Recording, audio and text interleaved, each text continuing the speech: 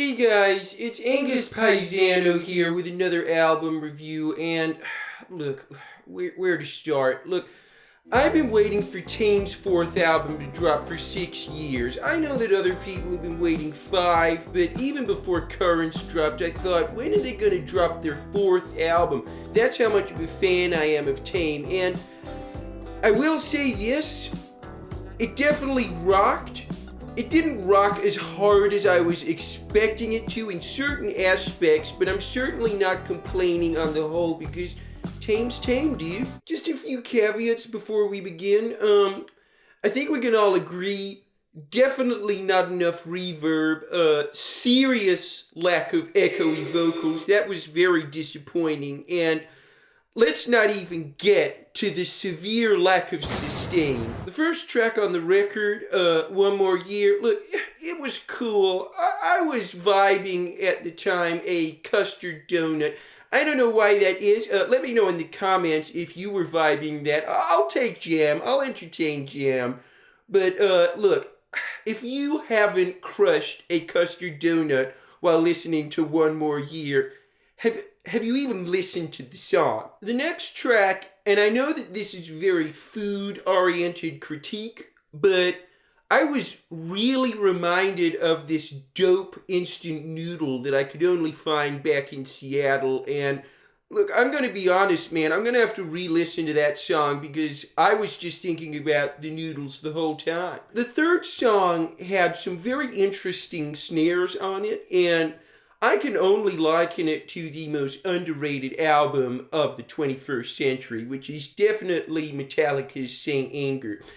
I know that Kevin Parker says that he doesn't take influence from other bands, but Lars's snares were so influential in rock that, look, the parallels are undeniable. I'm going to have to give Kevin huge props for bridging that gap between genres. That is a brave thing to do because I know from this channel, man, that I get a lot of blowback for defending Saint Anger. But I've got to say to the haters, have you even listened to Saint Anger?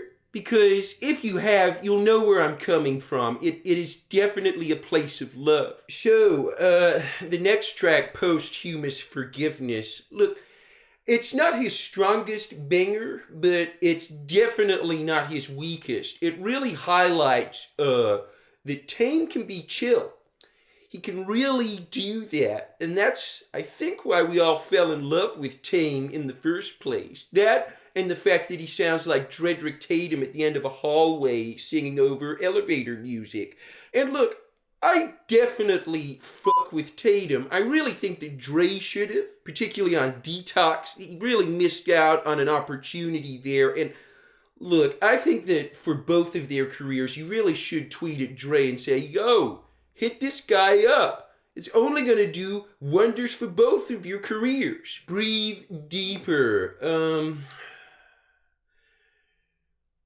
Look, I am not a religious man, but if you are on DMT, possibly acid, some psychedelic, cobra venom, maybe a bit of weed, definitely listening to this on headphones. That is a must. If you are not listening to this song on headphones, you're just not listening to the song, straight up. And if you're floating in the International Space Station while on one of these psychedelics, at least, maybe a cocktail, actually, then I think this track's for you. Okay, so just a recap of what's necessary to listen to this song.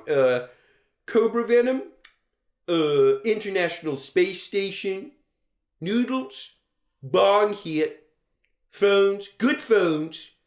Then I think this song would rock. Tomorrow's Dust. So this is not a controversial thing to say. The keyboards on this are pretty banging. It reminds me of a simpler time, like when you could go on eBay and get a PSP for like $60, $70, and then a couple of years later you might be looking at that same PSP and now it's $90. And I don't have any hate for those guys doing that, like we're all got to make $1, that's cool, but if you're on the receiving end of that, that is a bitter pill to swallow, and I think that's what that song reminds me of. It's a trip on track. Now, I know I'm going to get some blowback for this, but I would not be doing my job if I didn't point out just how experimental it is for KP to use this particular drum beat.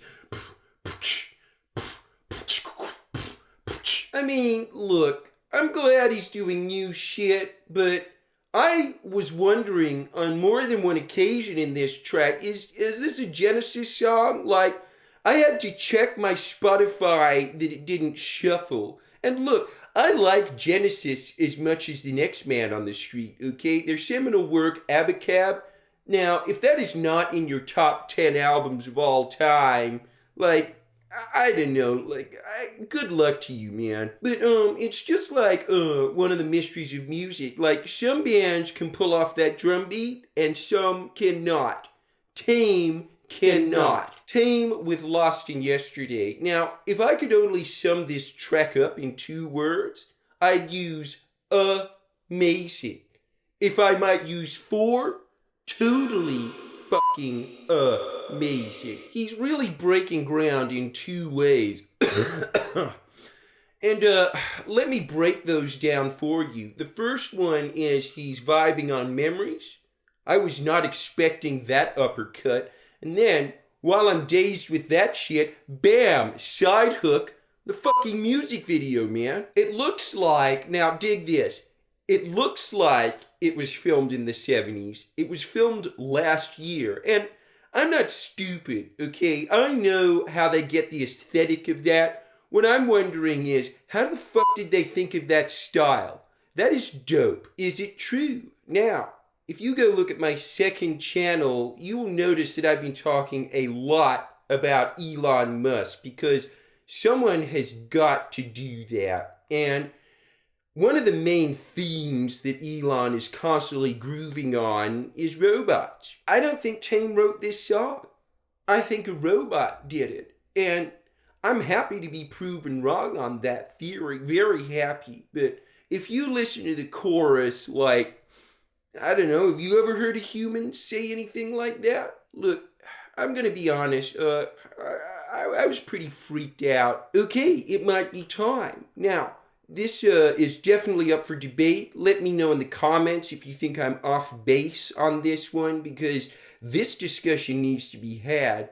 Is this the most echoey song ever recorded? And if it is, cool. I fuck with reverb, but Tame, I don't even know how he does it. Like, does Pro Tools even let you do that much reverb, man? He's obviously maxed that out. He's probably recorded it in St. Paul's Cathedral and mixed it in the Grand Canyon. That's my theory, at least. Glimmer. Okay. So, Glimmer is very disappointing. This is supposed to be an album where the key theme is time, and it only goes for 2 minutes. I really hope that Kevin wakes up in the middle of the night regretting that one, because he's wasted a lot of fans' times. I think he's really tarnished his reputation on this one, and I don't know how he's going to get back from this.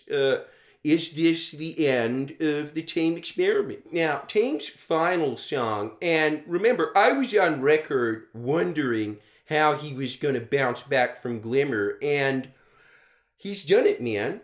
Let me be the first to say he has. 1 more hour makes me think about all the hours I've sunk into playing Twisted Metal on PlayStation. And I thank Tame for that, giving me that new perspective. Like, I'm not going to reduce the amount of time I spend playing TM, but I'm really glad he gave me that new perspective, so I've got to give Tame huge props for that. Okay, so we're at the part where I'm going to have to give this album a score.